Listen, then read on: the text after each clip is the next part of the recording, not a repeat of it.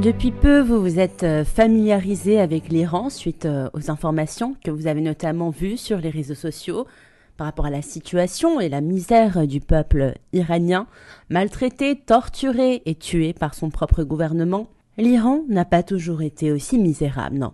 L'histoire de l'Iran ou la Perse couvre des milliers d'années. L'une des premières civilisations au monde, l'histoire de l'Iran ou de la Perse, a inspiré le monde.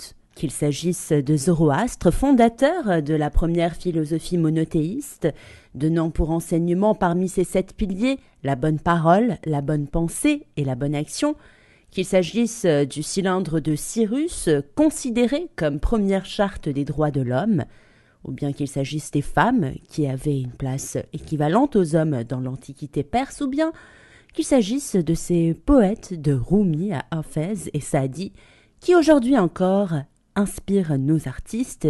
Et oui, l'Iran, la Perse, a inspiré et inspire encore le monde depuis des millénaires, et cela parfois inconsciemment. Mais aujourd'hui, l'Iran n'est plus cet Iran dont rêve et connaît l'histoire chaque Iranien. Non. Aujourd'hui, et ce depuis l'arrivée des mollahs, l'Iran est devenu un pays du tiers-monde. Son peuple souffre et se fait massacrer s'il conteste et manifeste pour dénoncer les injustices. Pourtant, il reste courageux.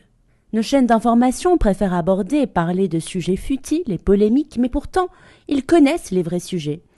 Les sujets qui nous révoltent, comme l'économie, le droit des femmes, des animaux, des LGBT+, la guerre, le travail forcé, la dictature, l'environnement, l'égalité, l'avenir, l'écologie.